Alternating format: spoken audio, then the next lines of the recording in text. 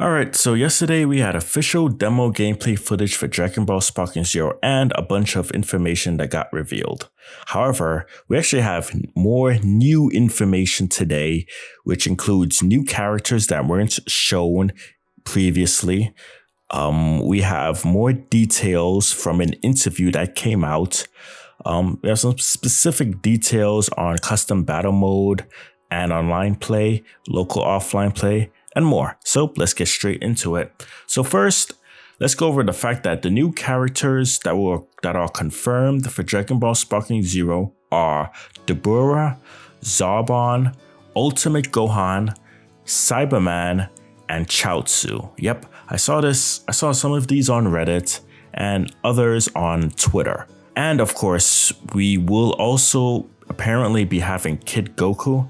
Although the quality is extremely bad to where it's laughable, when you kind of pay attention to the thing above Goku at the bottom, it does look like Kid Goku and that Dragon / Uzaru fist, technically, that he used against King Piccolo. Here is another image which shows Ultimate Gohan, or at least Gohan in his regular G, in his orange G against Perfect Cell and Goku and Gohan teaming up against Vegeta and Krillin.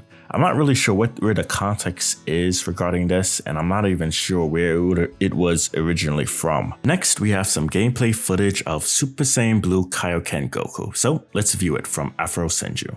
Pretty much that's what that was, bro. Here I go, Kaioken. Bro, look at this shit. Look at the aura, dude. It's so seamless. I thought it was going to be a transformation, but it makes sense that it's not. I think I like it like this a lot more. It just feels, it reminds me of how I played Tenkaichi and just used Goku's Kaioken, right? I like this. I know in the show, a lot of times he just started using it just freely. Watching this clip a few times, I noticed a few things. For one, the Kaioken technique takes 3 stock skills or stocks. 2, obviously, Goku's stats are obviously heightened. Strength, speed are severely increased. It is not permanent. It is not a transformation. It is a stock skill. And apparently it lasts for over 10 seconds, but less than 20 seconds. Budokai Tenkaichi es, insisto, el espectáculo por encima de cualquier otra consideración, y en ese sentido los 17 añazos que le han pasado por encima. And what you just saw there was Vegeta using Final Explosion, pretty much a reference from the Tournament of Power, but he's not in his blue evolved form. This kind of makes me think that they omitted Super Saiyan Blue evolved Vegeta from the demo because of the fact that, well, he is on the actual cover of the game. But I guess maybe this was just a placeholder for Super Saiyan Blue Vegeta, and they'll either have customizable movesets in the final game. And then we have Vegito Blue's moveset. Afro Senju also recorded this, and I guess because a lot of these guys only had a limited amount of time, they couldn't show everything. But we do get to see some of Vegito Blue's combos. And if you look closely, we can see what his moveset will consist of, which is full power charge, settling the score, God Kamehameha, and Omega finishing blow. So I believe that those 2 are his special skills, so his ultimate attack apparently isn't shown here. Still, from what I'm looking so far, Vegito Blue is looking to be an awesome character, and I cannot wait to play as him. He is going to be very fun, and some of the combos, man, especially into the crowd, oh my god. Now let's read the interview. So here it says, please tell us how the revival of Dragon Ball Sparking series came about, in which the producer mentions the last title in the series was Dragon Ball Z Sparking Meteor, which was released in PlayStation 2, but I think that was the end of the series. Since then, the series has been tucked away while other Dragon Ball games have been released. However, with the recent evolution of platforms, I thought it was time to provide users with new surprises and excitement in Dragon Ball battles, so I decided to take on the challenge of creating a new title for the first time in 17 years. In other words, Raging Blast L, no one cares about Raging Blast. At least, that's the impression I get from these developers. They kind of want to keep it like tucked away, barely even want to mention it, and for decent reasons too. Another question is, are there any people who are continuing to work on the development from the previous game? Basically, people who previously worked on the Tenkaichi games, in which it says some of the people who have worked on the previous series are also involved in the development of this game. As you can see from the PV that has already been released, Spike Chunsoft is in charge of the game, just like previous series. So I think the spirit of the series will be firmly inherited. Yeah, I do hope that a lot of the workers from who made Tenkaichi 2 and Tenkaichi 3 are also working on this game. It's hard to really say because people lose their jobs or they move on, they get off development, things happen. But if Sparking Zero has most of the original Tenkaichi vets, then it does inspire some confidence. So, what is the meaning behind the title Zero? Since this is the first new title in 17 years, I think the player base has changed considerably. In addition, the series is released overseas under the name Dragon Ball Z Budokai Tenkaichi, and the title name was different in Japan and overseas, but this work is unified as Dragon Ball Sparking Zero. Nowadays, games are released simultaneously all over the world, and the same game is talked about worldwide, so we wanted to have a unified title that would make it familiar to everyone around the world. So we decided to start with Sparking, the origin of the series. Personally, I would have wished that the game was called Dragon Ball Z Budokai Tenkaichi 4, but I digress, as they say. I think there are a lot of people who became fans of Dragon Ball after the Japanese title and the overseas title. We added the word Zero to the title to make it easier for those people to play and to clearly express that they can start with this title. Currently, Dragon Ball games are played by people all over the world, and Dragon Ball FighterZ has become so popular that esports tournaments have been held. In that sense, we are developing this title with the feeling that it is a great opportunity to deliver it to a worldwide audience. There are now many different series of Dragon Ball games such as Xenoverse, FighterZ, and Kakarot. Please tell us what is unique about Dragon Ball Sparking series and what you have focused on to differentiate itself from other series. Well, the most important thing about this series is that you can play by becoming a Dragon Ball character. Well, that's totally specific. We aim to have the largest number of characters playable in this series so that you can become a wide variety of characters. Now we're talking. Another feature of this series is that it strives to create effects that allow you to experience the power of super warriors more personally, such as destroying surrounding rocks by simply building up energy. From the perspective of a fighting action game, rather than focus on precise battles that emphasize balance, we focus on actions that are characteristic of each character and actions that are characteristics of Dragon Ball. Characters that are strong in the manga and anime are strong, but on the other hand, there are also characters that are difficult to fight. I don't know if this is some type of translation error. For this demo, you can choose up to 3 characters to control and fight against the CPU Vegeta alone. Oh my god. In a 3 vs 1 battle, our stamina and attack power adjusted to make it a fair battle. At the moment, we have no plans to implement such a system. We plan to have 2 battle formats. In one of them, you can choose up to 5 characters to control. Each character will have a cost called DP, and you can freely choose characters up to the cost limit.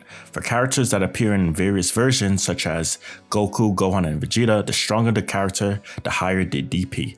I'm guessing that means that there's going to be a limit in terms of how many characters you can have on a team depending on the cost. Is that how it is? Alright, moving on. Is it possible that Mr. Saiyan, who is considered weak, cannot be damaged or defeated by the strongest? Okay. Damage will be dealt. Basically, any character can win if they learn techniques. Mr. Satan and Master Roshi cannot fly because they cannot use martial arts. Oh my god, what the hell is this? But they can use systems such as Dragon Dash and Dragon Homing to get to their opponents and attack them. I did hear in one similar in article that certain characters will have priority over others in terms of strength. Is there anything that you can't do with the auto control function on, or that you can only do with it off? Also, does the character's attack power change with the auto control function on and off? Basically, you have more freedom with auto function off. The auto function is designed so that beginners and children can enjoy by simply tapping the buttons repeatedly. Modern gaming, folks. There is no difference in attack power between on and off, and it can be used in online battles. Even with the auto function on, there is a high degree of freedom in operation, and as you hone your skills, you will be able to operate the way you want. We wanted to provide a wide range of freedom so that you can express your thoughts and style towards Dragon Ball, such as, I want to follow up with this technique after blowing away my opponent. This work also follows the high degree of freedom that is characteristic of the series. It has been announced that in episode battles, you will be able to enjoy different developments than those in the manga and anime depending on the choices they make. But how many branching paths are there? So this is the story mode. The story branches are not only related to the battle immediately after the choice, but some will affect the subsequent developments. However, I would like to imagine that this is not a mode with a huge number of branches, but rather that choices only appear at major branching points. While there are some small branchings, does the idea ultimately lead to situations similar to those in the manga and anime? So there are actually some situations where the story branches off and ends as one. Basically, it's a mode where you can enjoy battles based on situations from the manga and anime, and on top of that, it's positioned as a little branching. We've seen the scene where Goku is hit by the special beam cannon from his perspective, but is it possible to switch to Piccolo's perspective as well? Basically, the camera changes only to the perspective of the selected character. Selected. This time we were showing Goku's episode battle, so it felt like you were experiencing Goku's perspective. For other characters, the perspective will switch to that character's. You can switch viewpoints only in some of the demo scenes, but how many are available? After all, episode battle is a mode for enjoying battle, so I think it's better to think of it as limited. You can check the timing where you can switch viewpoints by checking the button guide displayed on the screen. For people who haven't read the manga or seen some of the anime, will they be able to learn about unfamiliar characters and situations through this episode battle? I think you'll be able to understand the flow of the story. However, for example, the gameplay will be different from Dragon Ball Z Kakarot, so I think it will be better to think of it as something different. It's more like a digest where you enjoy the famous scenes of each character. It's a cycle in which still images are used to introduce what happened before the upcoming battle, and after a short conversation, you can enjoy the battle. So I actually interpret this as, don't expect the story mode for Sparking Zero to be as in-depth as a game like Dragon Ball Z Kakarot. I'm sure some people are going to be frustrated at this, because I imagine that for a lot of people, it'll feel like the story mode will be rushed, but hey, I guess we'll see once it's fully implemented. Edit mode allows you to create your own original stories and developments. In the edit mode of custom battle, is it possible to create developments and stories that are even more impossible than the branching possibilities of episode battle? Good question. He says it's up to the player, but it is possible. When Vegeta and Beerus fight, you can change Vegeta to Mr. Satan and then have Mr. Satan train Beerus. That's cool. If you set the stage to the Tenkaichi Budokai, you can also set whether or not there will be a ring out. In the edit demo mode, do you choose the lines that you want to change from the ones that are provided? So he actually says there are about 5,000 to 6,000 lines available. You can also change the characters' names in the lines, allowing for a variety of customizations. Yeah, this mode is going to be pretty big. Are there any in-game rewards for playing edit mode? Another good question. While there are no plans to add this to the edit mode as of this moment, the extra battle mode, which features several pre-prepared situations, is related to unlocking certain elements, so we hope you will enjoy it as an element to work on. Alright, let's get into some of the gameplay. So how has the skill stock changed the way battles work? It is an element similar to Blast Stock from the previous game, but it can only be used not only to activate skills, but also to activate transformations, super attacks, and revenge counter, which allows you to forcefully counterattack while being attacked by an opponent. Is that a combo breaker?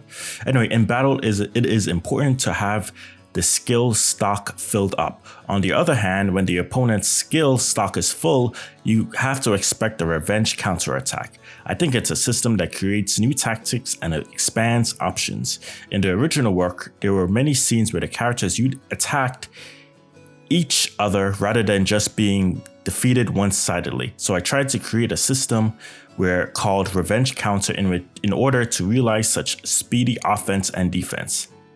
If you have a skill stock, is it possible to return your opponent's big moves?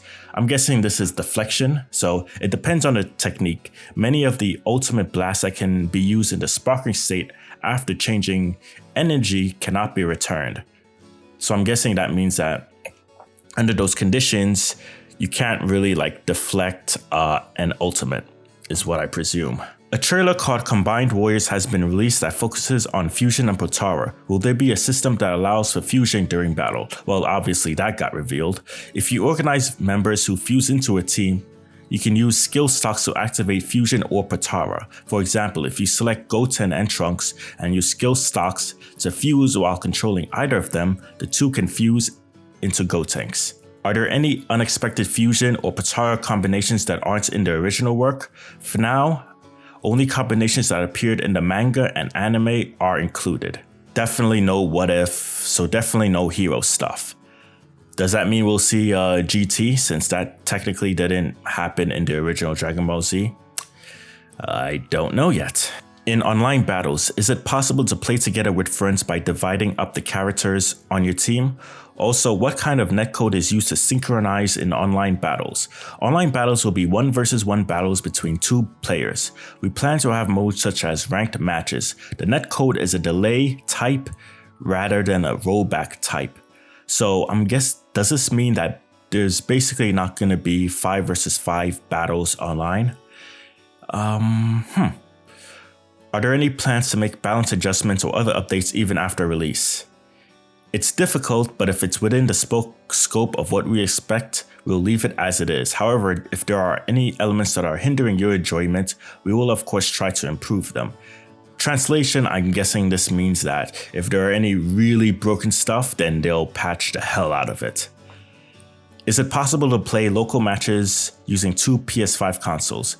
There are no plans to support this at the moment. For local battles, we hope you will enjoy the split screen on the hyperbolic time change stage. And the final message, please give a message to the users who are looking forward to this game.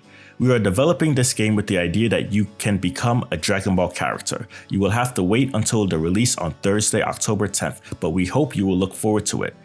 And of course, we'll be releasing more information. The producer of Dragon Ball Sparking Zero was asked if Dragon Ball GT characters will be in the game, and he says, "Can you tell us anything at all about the characters from GT and the original series?" The producer mentions, "We announced that there will be content from Dragon Ball Daima, but we can't talk about the other characters yet."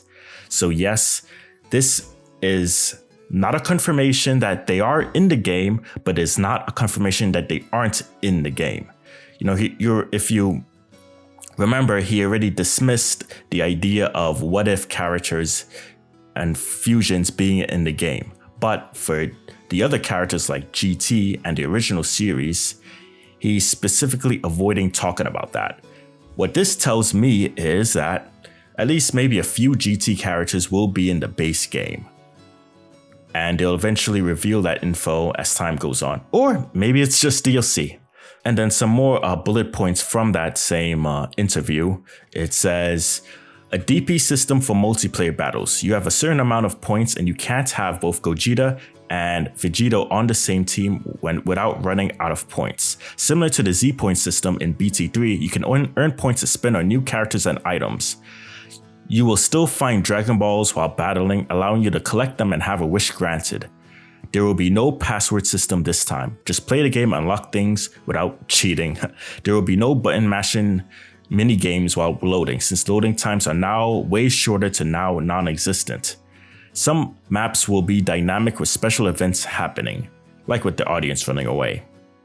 And yeah, that's it. Be sure to give this video a like, subscribe if you're new, and I'll see you all next time.